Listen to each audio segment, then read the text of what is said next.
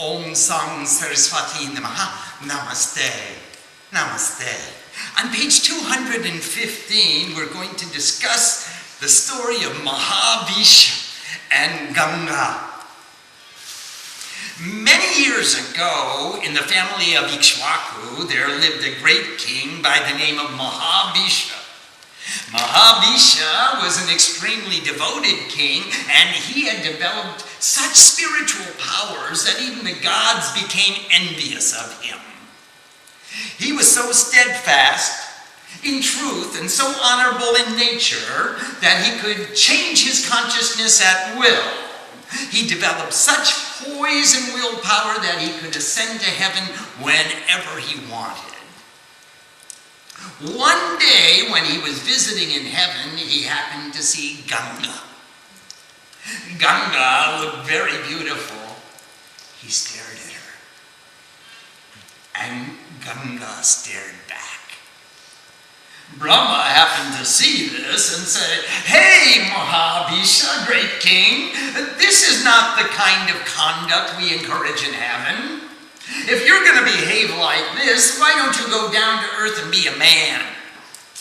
Ganga, you too better go down to earth and be born as a woman, and both of you get all of this personal relationship business out of your systems. And then you can come back to heaven." Both Ganga and Maha Bisha were very sorry, but they had to obey Brahma's order. As they took their leave, something very interesting happened. There were 8 Vashus. The oldest of the Vashus was named Dhyao. You remember the mantra? Dhyao means the heavens, as in the mantra Shanta Dhyao, Shanta Pritibing. Prithu was another one of the 8 Vashu brothers. His name means the earth. One day, the brothers happened to be wandering near Vashishta's hermitage when Dhyau's wife saw Nandi, the cow. What a beautiful cow. Whose cow is that, and what special qualities does it have? She asked her husband. Dhyau replied, "Whoever drinks the milk from that cow, their youth will never end, and they will live for at least 10,000 years. Then Dhyau's wife said, "My dear husband, I have a beloved friend who would be so grateful to drink that milk. Please get that cow for me. We can take some of the milk from the cow so my friend can be free from all disease, and then she can live for 10,000 years and be young and beautiful. And we too can drink from the milk." And Dhyau called all his brothers together and said, "Brothers, let's take that cow." So the brothers took the cow away and began to milk her. Just then, Vashishta woke up from his meditation and looking around thought, "Where is my cow?" He looked all over the ashram, but the cow wasn't there. Then he sat in meditation again and thought, "Where could my cow have gone?" In his meditation he saw, "Oh my, the Vashus have taken my cow." Immediately he went to where the Vashus were staying, and he took some water in his hand and exclaimed, "You have stolen my cow. You guys have behaved like thieves. I curse you. Go down to the earth and live amongst men."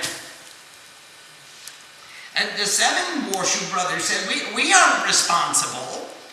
It was our older brother who told us to do this. We were just obeying his orders, so it's not our fault. We just went along with him. Why should we be cursed? And how can we be freed from this curse to live on the earth among men? Yuck! Men are so insensitive, and life on earth is filled with anxiety. Please give us a way to be free. Vashishta said, "Okay, you 7 brothers will be freed from the curse within 1 year. But Dhyau, you are truly the guilty 50 party, you are going to live a long, long time on earth, and it's not going to be pleasant. You'll atone for your bad behavior. Vishvamitra left, taking his cow. Just when the Boshus were on their way to earth, they saw Ganga, also en route to the earth. They asked her, "Where are you going, Ganga?" Ganga replied, "I was cursed by Brahma to go to the earth." The Boshus said, "We also were cursed to go to the earth by the Muni Vishvamitra. Mother, would you do us a favor?" "Surely, how can I help you?" "Mother, we are divine beings, residents of heaven, raised on nectar all our lives. We don't want to take birth in any ordinary earthly womb. Would you consent to be the mother who gives us birth?" "Of course," agreed Ganga. And then they added, "Mother, Vishvamitra said we could be freed from the curse of taking human birth within 1 year. So we have another request for you. As soon as we are born, drown us in the river of your waters." Again, Ganga agreed and said, "Okay, that plan will work. As soon as each of you is born, I will drown you in the river so you can go back to heaven quickly. I'll do this in order to release you from Vishvamitra curse." This was the plan upon which they agreed. Vishvamitra and Menaka. Before Vishvamitra had become a Brahma Rishi, there were many, many obstacles put in his path. For thousands of years he had strived in the path of realization and self-control, but Indra constantly looked for ways to deflect him from the goal. One time when Indra was sitting in heaven reflecting upon this dilemma, he thought, "You know that Vishvamitra is performing such a strong tapasya of asceticism. Certainly he will try to come here and take over my throne. I must put some obstacle in his way to humble him and to thwart his efforts." Considering thusly, he called Ramba, the Apsara, or the seductress of the gods who manifests beauty. He said, "Ramba, go down to earth and seduce Vishvamitra and make him pay attention to you. Cause him to stop his tapasya and to stop trying to ascend to the heights of heaven. That is my order. Take with you love, take with you spring, take with you the whole army of accomplices and any other assistance you may need, but make that rishi stop his tapasya." As ordered, Ramba proceeded to the forest where Vishvamitra was deeply engrossed in meditation. Suddenly, the air became filled with the sounds of spring, and birds began to chirp. Bees began to buzz, and there was a fresh fragrance wafting in the breeze. Soft music began to play. Ramba herself began to sing very softly and gracefully and to dance with all gentility. As the music became faster, Ramba began to dance more rhythmically. In every way, she tried to entice the awareness of the rishi from his one-pointed attention in meditation, but no matter how hard she tried, Vishvamitra would not steer. Then Ramba went where the Muni was sitting in yogic posture meditating, and she lay her head down on his lap. Nothing happened. She began to massage him and caress him, and in other ways try to wake him up to the allurement of her charming beauty. When at last the Muni woke up, he looked with astonishment at the marvelous beauty of the Apsaramba sitting with her head on his lap, who is inviting him and caressing him, and immediately understood the entire situation. Becoming very angry, he said, "What? You were sent here to break my meditation? That foolish Indra? Does he think I will fall for this?" Vishvamitra looked at her with such a fire of vengeance that the Apsaramba was immediately reduced to a stone. And Vishvamitra went back to his meditation. Indra looked down from heaven and exclaimed, "Ramba, the gem of my household, the most powerful weapon that I have, beauty, was reduced to a stone by the power of the tapas of that rishi. I can't allow any sadhu to perform such a discipline that can jeopardize my entire kingdom. Menaka," he commanded. "Menaka, oh, you who vibrate with knowledge." "Yes, my lord." Menaka appeared with folded hands. "Go down to earth and entice the mind of that rishi." Menaka said, "Oh Lord, Ramba, the most beautiful amongst all the apsaras, was turned to a stone by that rishi. Please, Lord, I don't want to become a stone. Please don't send me. I beg of you, Lord, send anyone else. Send Ritachi or Tilotama or Urvashi. It could be very effective. Send anyone, Lord, but please don't send me. I'm afraid I don't want to become a stone or to be reduced to ashes at the foot of a rishi." "No, Menaka, this is a very important function. This is your job. Take any assistance you may need, but make that Muni give up his meditation. Go."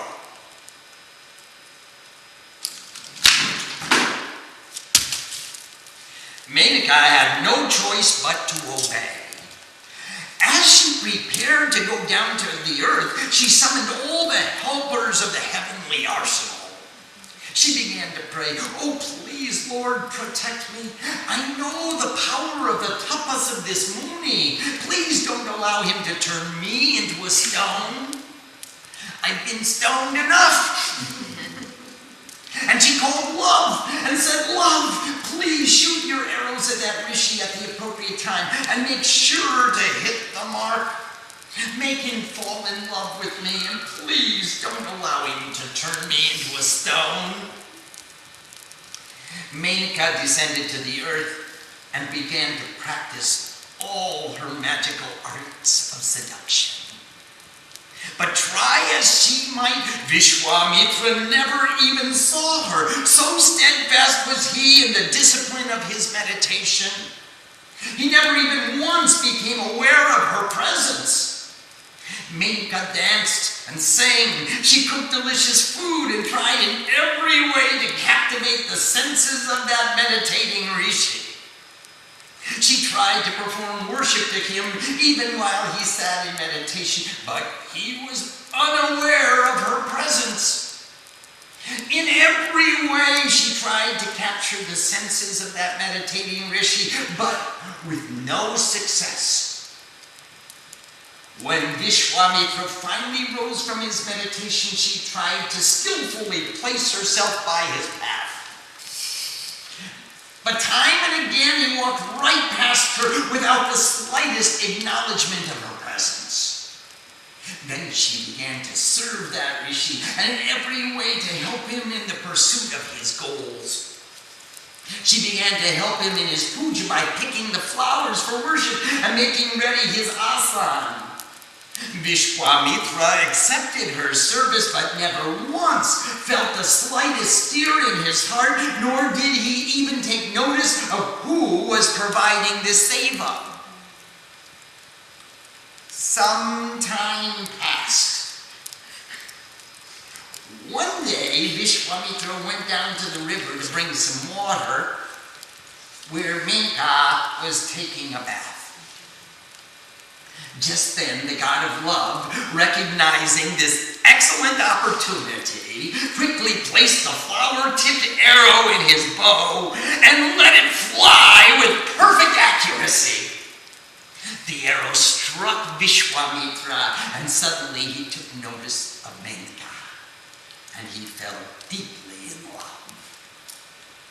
He tried to meditate, but noticed that his heart was full of agitation, and every time Menaka walked into his sight, his heart leaped for joy.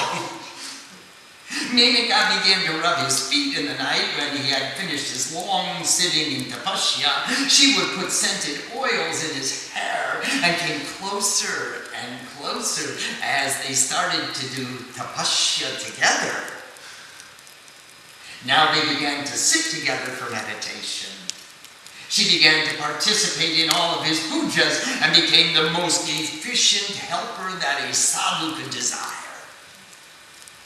In every way, Menaka became the perfect helpmate, giving him her fullest surrender and support. Some time passed.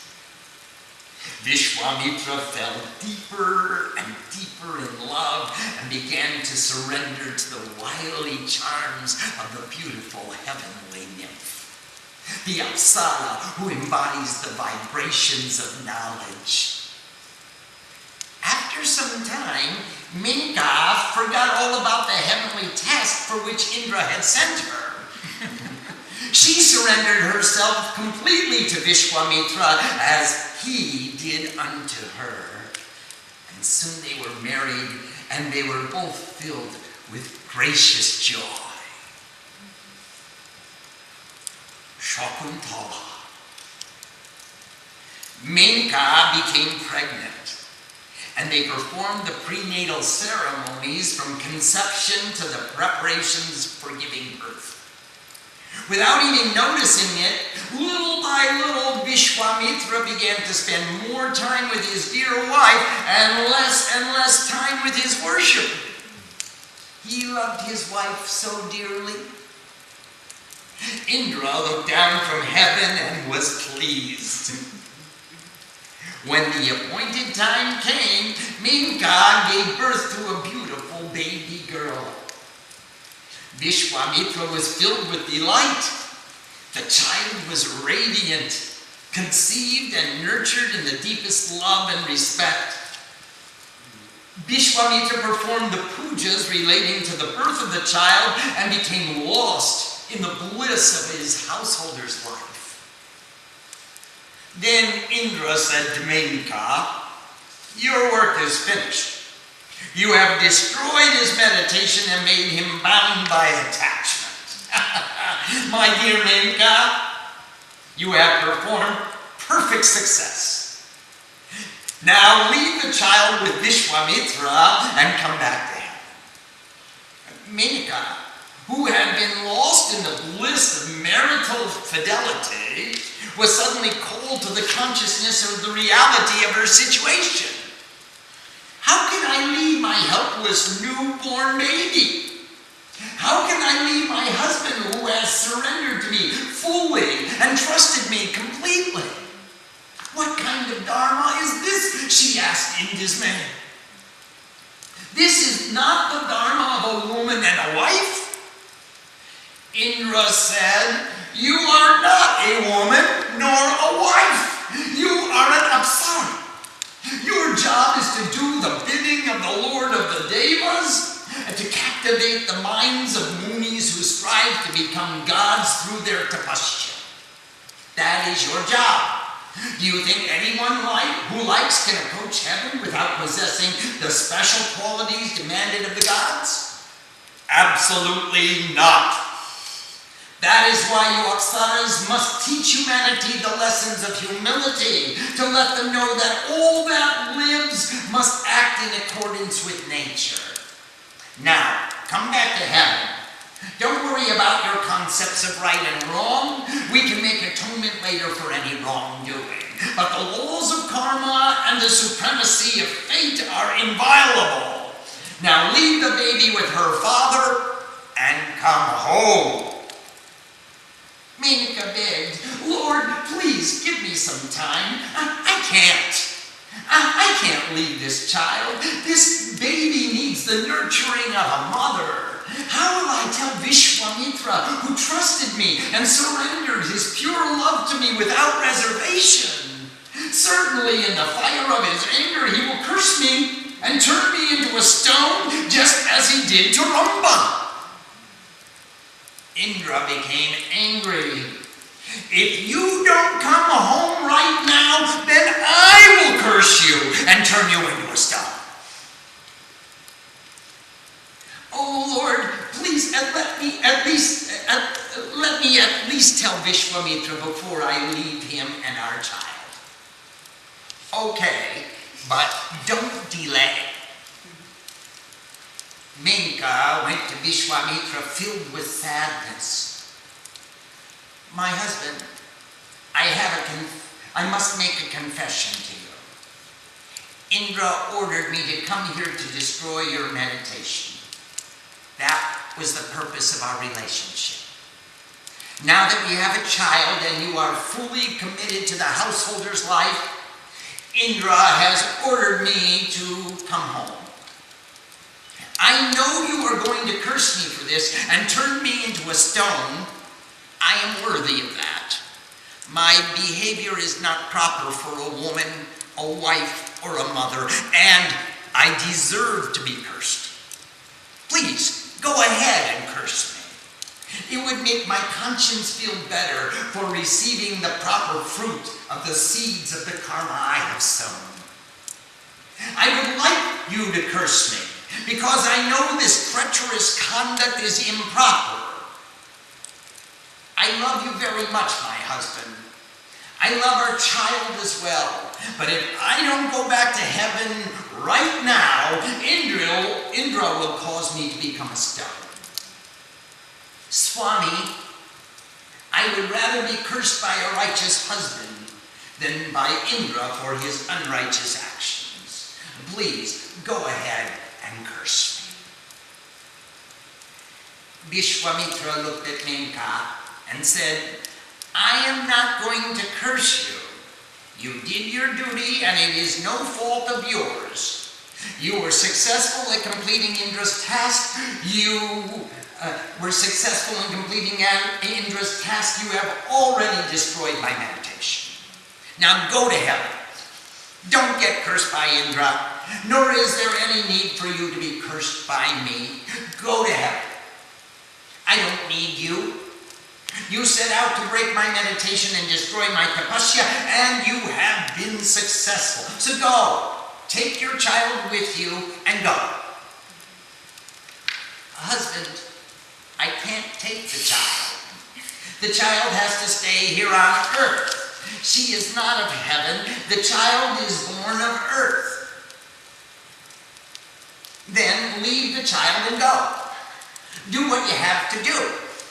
Taking care of an infant child is the mother's responsibility. A father cannot give milk.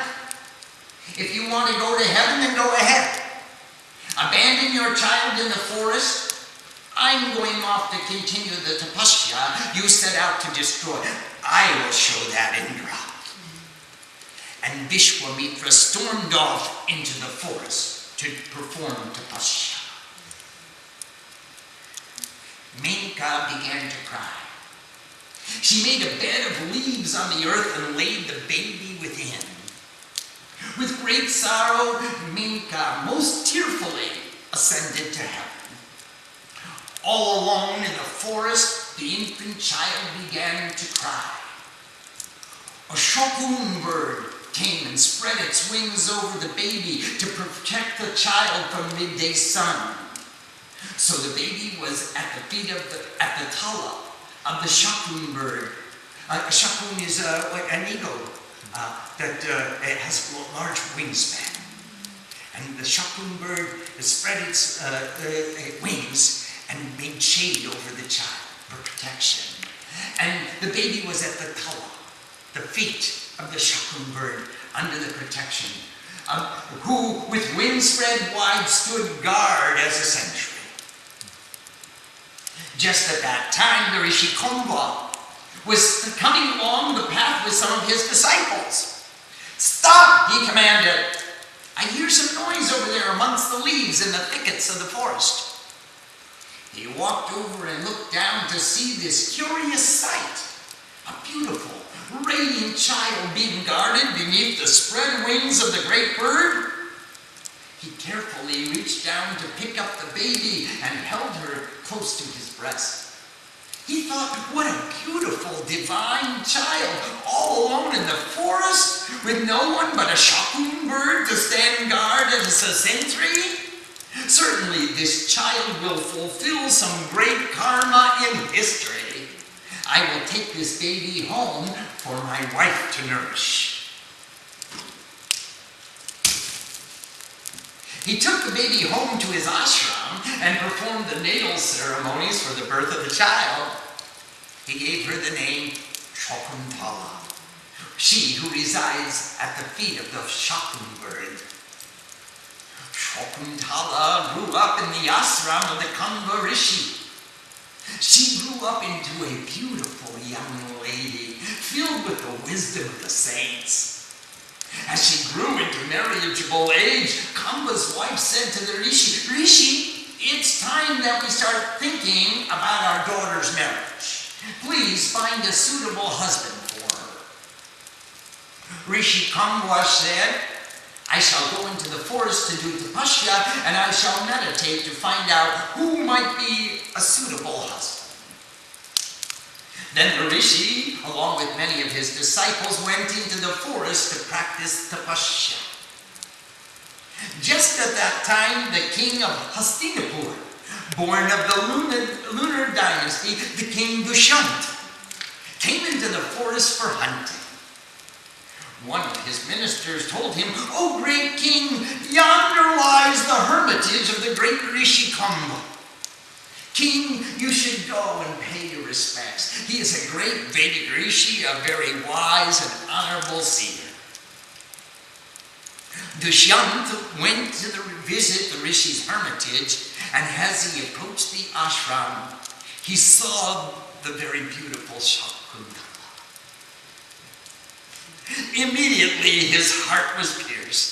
He stammered for a moment and then with considerable consternation said to the love of his life, "Oh goddess, what are you doing sitting in this forest? What is your name? Who is your father? Where do you live?" Shakuntala, with complete poise, replied, "O king, I perceive that your mind has lost its control." What a line. "Oh king, I perceive that your mind has lost its control. I am Shakuntala, daughter of the Rishi Kambwa, who is my father and the guru of this ashram. I suggest that you wait some time for the Rishi to return, for he has gone into the forest to practice his meditation. When you will meet the Rishi, I am sure he will grant you the request for which you have come." The king Dushyant was a young man, very handsome, a most noble king. He looked at Shakuntala and thought, "How can I wait? My heart was pierced the moment I set eyes upon her. I will surely die and give up my life if I have to wait even one more day before this Shakuntala is mine." He boldly said, "Shakuntala, will you marry me according to the Gandharva law of marriage? I am sure your father will approve." Well, there's 5 kinds of marriages. The lowest form is Bhish, where the girl is stolen away by force. And then comes Asur, where the girl is stolen away by trickery. And then comes Gandharva, like the boy and the girl decide themselves, like a disco marriage. And then comes Prajapat, which means we make kanyadan, we give the girl to the husband. And then the fifth is Divya Vivaha, divine marriage, where Shiva and Shakti unite as equals. So now, here Dushyanta is saying, I'm sure your father won't mind if you and I fix the marriage ourselves. Shakuntala's heart was stolen away. That night, Shakuntala went to visit the king's pavilion, where they performed the marriage ceremony. Having consummated the marriage vows, they made love, and Shakuntala became pregnant. In the morning, the king said, "Oh, my dear queen, I am required to return to my kingdom now. I must prepare a place for you. Please wear this ring with the royal insignia of my name inscribed upon it. I will be back within 3 days to get you." Handing over the ring, the king departed. Just then, the Rishi Kangwa returned to the hermitage. Everyone came from the ashram to greet him. "Where is Shakuntala?" he asked. "Surely my daughter would come to greet me." The mother said, "Shakuntala was out all last night, and today she hasn't eaten a thing nor spoken a word." "Bring her to me," said Kamba. The mother brought Shakuntala. When Rishi Kamba saw the look on Shakuntala's face, he closed his eyes and went deep in meditation. With his divine perception, in the stillness of meditation, he came to realize the entire circumstance. He blessed his daughter and said, "Shakuntala will bear the sword of the lunar dynasty." Shakuntala understood that her father knew everything. They decided to wait the 3 days for the king Dushyanta to return for her, so that Kamba would welcome the groom with the devotion of a Vedic ceremony. Kamba was so pleased. With great joy, he prepared a feast for all of the people of the nearby villages, a grand celebration in honor of the marriage of his daughter. Shakuntala was so deeply lost in thought that she could think of nothing else but the return of her husband. Those 3 days seemed like an eternity. On the 3rd day of her waiting, she was sitting on the bank of the river, just gazing at the face of her beloved inscribed upon the waters. She was lost in meditation, unaware of anything else, when the angry Rishi Durvasha came to the river. The young lady said, "Which way is Rishi Kamba's ashram?" There was no response. "Where's the path to the ashram?" he called out in a louder voice, becoming filled with anger at being ignored. "I've lost the path. Where is the ashram?" Now sound entered into Shakuntala's ears. She was so lost in her reflections, she merely gazed at the ripples of the water and dreamed of reunion with her husband. Durvasha called again with even greater anger, "Young lady, I am calling you. Is this the hospitality that the rishis of the forest showed to Durvasha Muni? Don't you know my anger? Everyone fears my anger. Which way is the ashram?" Still, there was no response. Durvasha became filled with anger. He stooped down beside the riverbank, scooped up some water in his hands, and called, "You have failed to show respect to an elderly sage. You have failed to show respect to a guest at your door. You have ignored the innocent questions of one in need. I curse you. The person that you were thinking about will forget you." He threw the water at Shakuntala, who remained totally unaware.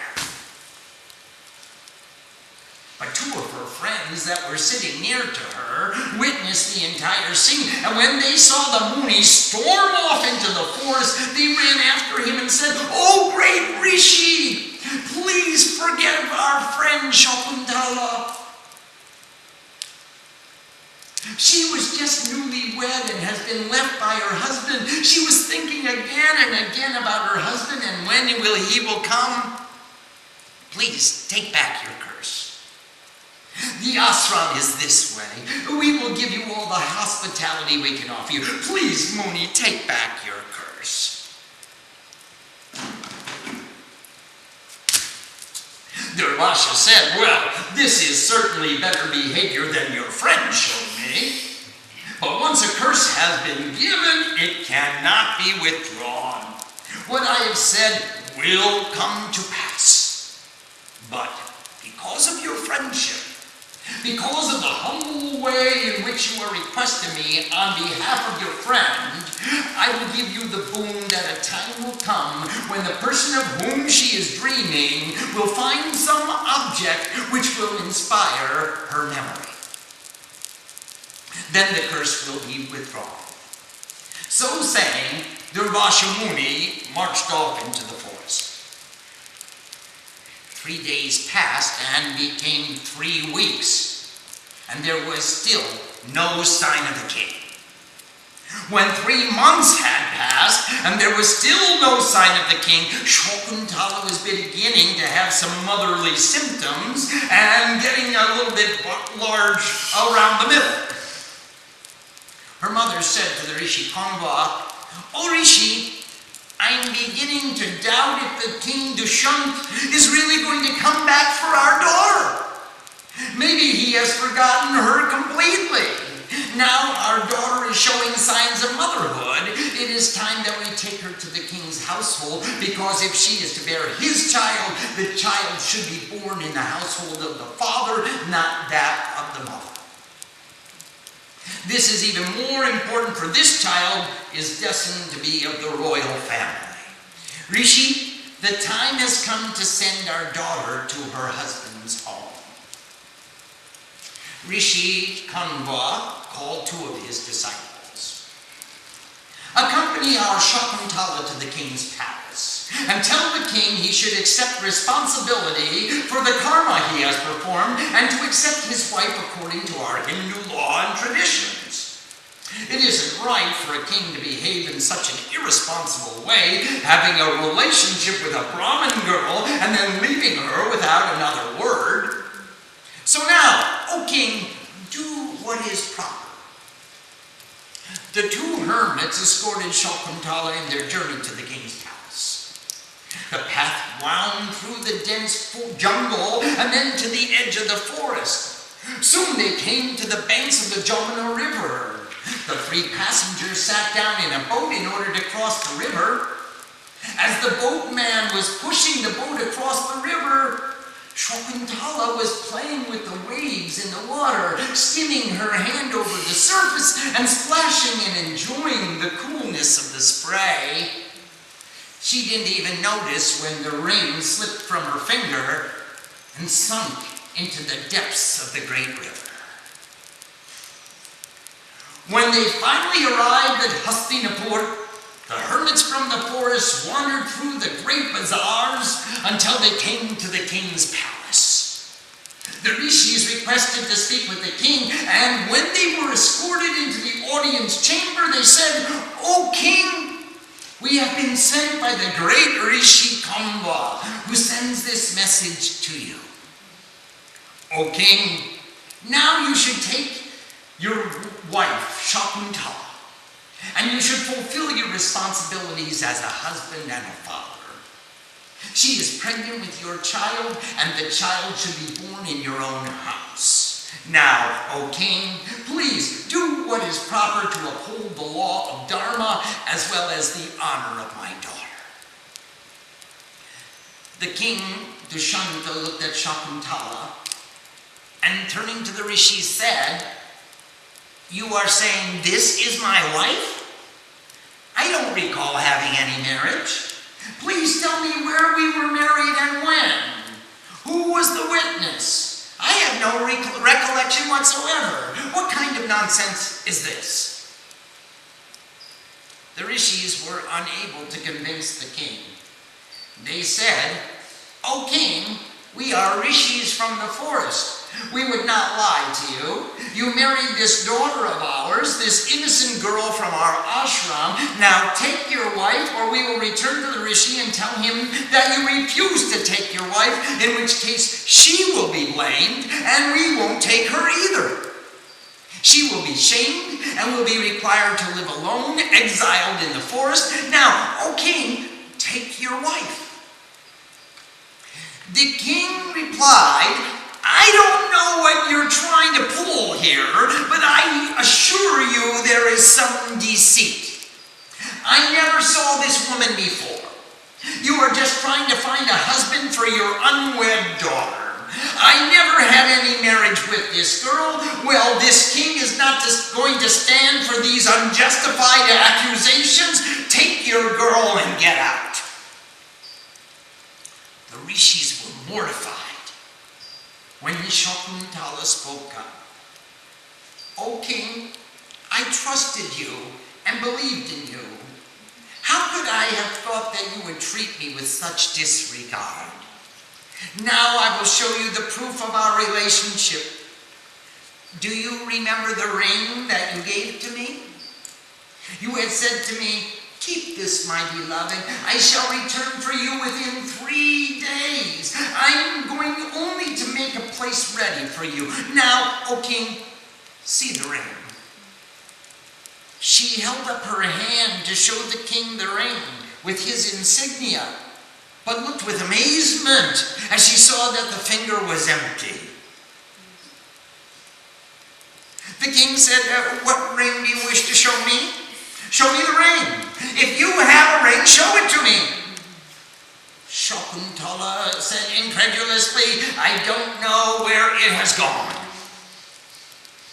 And the king became angry and said, neither do I. Now show me the ring if you want to prove that I am your husband. What a wanton woman you are.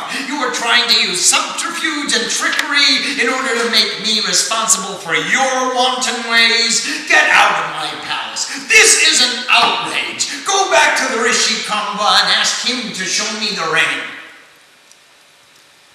Then the rishis turned and said, O king, we believe this girl is telling the truth. We believe you will receive the fruit of your karma. This dishonored girl is not coming with us. If you do not take her, she will be required to find her own way. The two hermits turned and departed to their own ashram. Shakuntala wandered into the forest alone and in great distress. Looking down from the heavens, Menaka could not stand to see the plight of her daughter. She descended to the earth and escorted her daughter to the ashram of Rishi Kashyap, who was her father. Menaka introduced the grandfather to his daughter and prayed to Kashyap that he take care of her. Receiving his assurances, she returned to the heavens.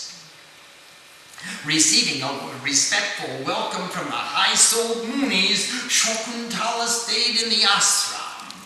Kashyap said, all who are distressed are welcome at the hermitage of the rishis. You may stay here, bear your child here, and we will be pleased to accept you into our community. Shakuntala gave birth to a son, and the jata karma, the natal ceremonies were performed. The son was named Bharat, a name of the sun, meaning he who manifests the light of wisdom and the warmth of devotion. Shakuntala raised the child in the Muni's ashram, and she taught him all the branches of knowledge. She taught him how to take wood from a tree and to make it smooth and then to make it wet.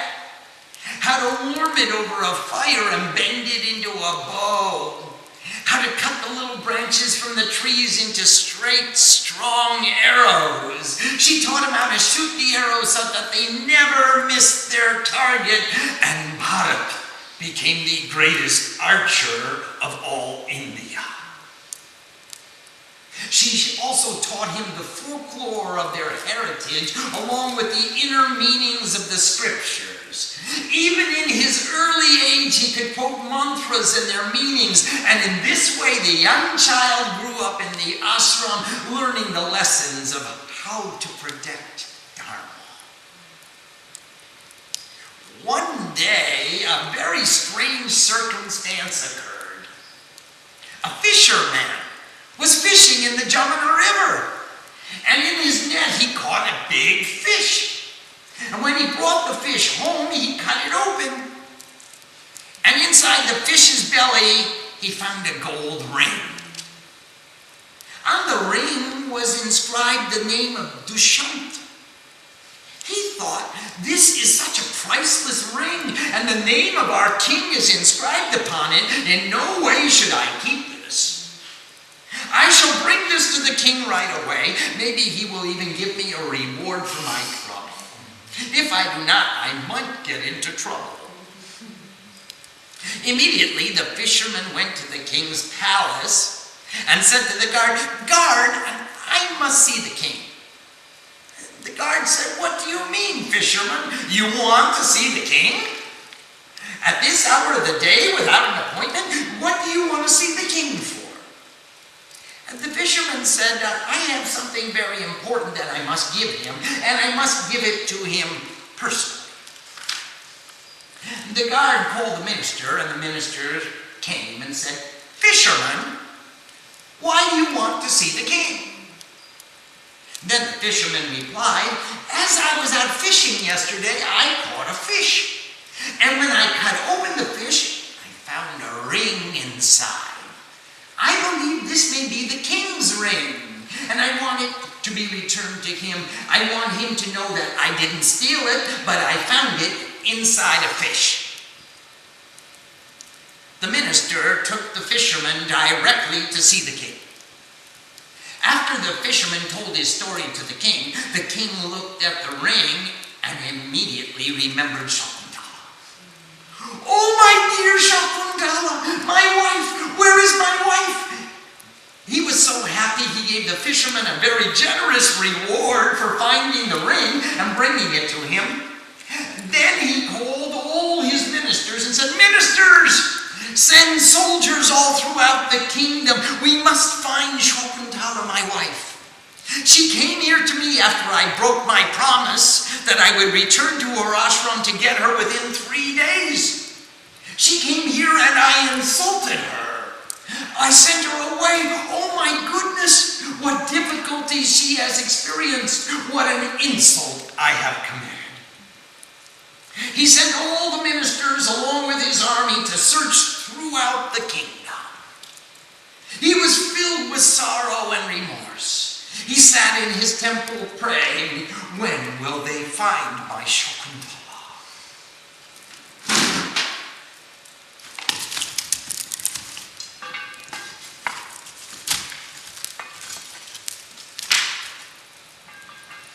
After some time, the ministers came back and reported, "King, we have searched all throughout the kingdom and we have not found your wife. We sent messengers to the Rishikamba's ashram, but nobody knows anything about her. No one has seen hide nor hair of her since that day when she left here after you didn't recognize her. Who knows if she is dead? Who knows if she is lost in the forest? Who knows if she may have mounted upon a funeral pyre and burned herself to death after having received a terrible insult? But we cannot find your wife." Dushyanta the king was filled with sorrow. For many days there was no light and no joy in the king's palace, only sorrow and suffering and remorse. Little did he know that his forgetfulness was due to the Rishi Durvasha's curse. One day his minister said, "Oh, king, you can't sit around your palace like this suffering. You are the inspiration and light of the people. Come, let's go hunting and forget these troubles." The king quite lifelessly agreed and said, "All right, but my heart isn't in the hunt." Nevertheless, the king went hunting with the minister and his own personal guard. They went deeper and deeper into the forest in the pursuit of their objective until the king sighted a wild boar. Thinking that it would be a fit trophy for him, he started to chase after the animal. The boar took off running through the underbrush into the most dense part of the forest, and the king gave chase. The boar was running while the king was riding on his horse faster and faster. In this way, the king left his hunting party and he went into an unknown part of the forest. The boar ran near the ashram of Kashyap Muni and ducked into a grove within the ashram precincts. The king came riding on his horse in hot pursuit. He drew his arrow ready to shoot when suddenly a young boy came out from the ashram and stood before him commanding, "Stop, O king!" The king pulled his horse to a stop, even while he kept his eyes on his target, the boar, who was trying to hide in the Rishi's grove. "This is the forest of Kashyap Muni's ashram, O king, and there is no hunting allowed here. This animal has taken refuge in our ashram, and we are the priests of this ashram, and it is our duty to protect those who come to us seeking refuge. Therefore, please, O king, turn around and go back. You cannot slay an animal in this locality." "Young hermit," the king replied, "I have no fight with you. Why are you telling me to go back? I am the king. This forest and all other forests in my kingdom are mine. I am in pursuit of that animal, and I am going to kill that animal. You can't stop your king from killing an animal in his own forest." The young hermit said, "O king, you have become much too proud of your strength and your possessions. Please remember that the king's duty is to protect his citizens. Do not use your strength to oppress others. This boar happens to be a citizen of your community. You yourself should protect him. But as you are not protecting him, therefore it becomes my duty as a hermit of the forest to protect those who are oppressed. This boar has taken refuge within the precincts of this ashram, and king, he who has taken refuge in the Lord must be protected at all costs. In order to fight with him, you will have to fight with me first." The king said, "Child, you are a little boy. I can't fight with a little boy, especially a hermit from the forest." The young boy said, "You are a great king, and it is the duty of the Brahmins to protect their king. But it is also the duty of kings to protect the Brahmins, especially as they are the source of right instruction.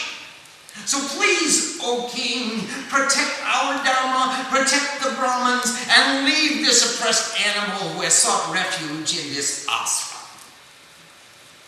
"Stand aside," commanded the king. The little boy drew an arrow in his bow. The king said, "I can't fight with a young boy like you. Put down that bow, or I'll take my sword and smash your bow." The king raised his sword. The boy let his arrow fly, which cut the king's sword to pieces. The king looked at the boy with astonishment. "I am Dushyant, emperor of the lunar dynasty. Who is this little boy to cut the sword from my hand?" He raised his bow and, drawing back an arrow, commanded, "Stand aside, Brahmin boy. I am going after that boar." Just then, the young boy let his arrow fly, which broke the king's bow to pieces. He took more arrows and made a silhouette of the king's body in front of the tree before which he was standing. The boy said, "O king, the Kshatriya kings have lots of power, but the Brahmin sages of the forest have even greater powers. It is from the blessings of the Brahmins that the Kshatriyas reign. Don't abuse your kingly privileges, or I will have no recourse but to take your life. Just then, Shakuntala came running out of the ashram. My son, stop! You are not allowed to raise your weapon against your own father. The king looked in amazement. That's my son? Shakuntala, my wife, I am so sorry for what I said to you. I am sorry for not recognizing you when you came to me. And this is my son? Dushyanta hugged Bharat, his son, and pleaded with his wife for forgiveness. Then Bharat and Shakuntala joined Dushyanta as he sat on the throne of Hastinapur. What prosperity the kingdom enjoyed while Dushyanta was the king. And when Bharat became the crown prince, appointed to be the successor to the king, the entire empire rejoiced. Bharat conquered all of India from the Himalayas to the Great Sea, and made all of the kings of India subservient to the throne of Hastinapur. In his older age, Dushyant went to the forest to practice tapasya, and ultimately he ascended to heaven.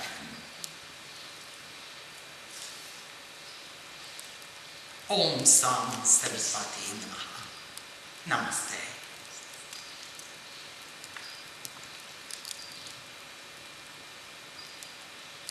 Do we have any questions tonight? Or, okay, sure.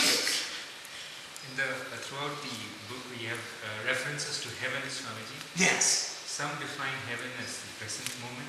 Yes. And others have defined heaven as a subtle plane of consciousness.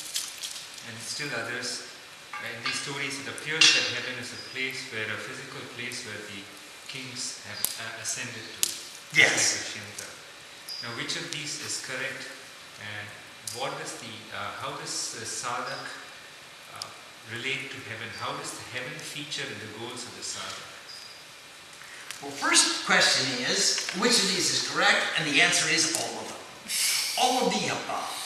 Because for some people, heaven is the present moment. We live in heaven. It's a heaven of our own making. If we have pure goals and pure objectives and clear thinking, and we're doing what we're supposed to be doing, fulfilling our dharma, it's heaven. And whenever we're not fulfilling our dharma, and we know it very clearly, we've descended to earth. So in that sense, it is a state of mind. It is the present moment. And it is a geographical location which we create, which is an environment where we ascend. We ascend into the environment of heavenly thoughts. So some people walk into the gates of the Devi Mandir and say, gee, this is heaven. They just come inside and say, what a heavenly atmosphere. Now I can organize and prioritize my value system, and I can reach out for my goals, and I can feel my mind is in a heavenly state as well as my body. So that's how I deal with your first question. Now, how do sadhus relate to heaven? I would suggest that we relate to heaven as a creation that we are empowered to do, to create. It is an environment we are empowered to create, a state of mind we are empowered to create, a bhav that we are empowered to create, so that when we live with the gods and the goddesses, we live in heaven. Now, the only way to live with gods and goddesses is to be a god, is to be divine, is to really appreciate the opportunity to do what you're doing. So, I believe that's our concept of heaven. And that's the goal of heaven for a sadhu. I would much prefer to pursue an immanent heaven rather than a transcendent heaven. I want it right now, and I want to get there with my own body, and I'm going to do the yajna necessary to get me there. That's why I've chosen this life.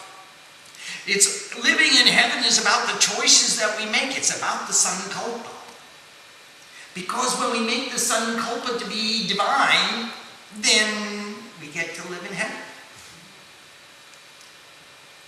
It's a choice. We made the Sakuntala. I'm going to get up in the morning and read the Chandi every day. It's a choice. And it takes a lot of grace to make the choice, but it's a choice. It's our Sakuntala. And when we start doing that, we start defeating those asuras and prioritizing our goals and choosing our values in accordance with our objectives. And pretty soon we create the environment that supports our real goal. And then you walk into the environment and say, this is heavenly. And I can pursue my goal in this environment, free from obstructions. And now I'm doing what I'm supposed to be doing. I'm doing my dharma, and I'm living a heavenly existence. I believe that's the perception of heaven from the point of view of a sadhaka. Are there other questions? Yes, Swamiji. Question from Rolf from Mountain View. Namaste, Rolf. How are you tonight? Namaste, Swamiji. Indra is often kicked out of heaven by asuras. Why would he be worried about a rishi taking over his throne? Was Vishvamitra doing something wrong? No, Rolf, he wasn't doing anything wrong, but Indra is the mind. And he's worried about any other thought taking over his mind.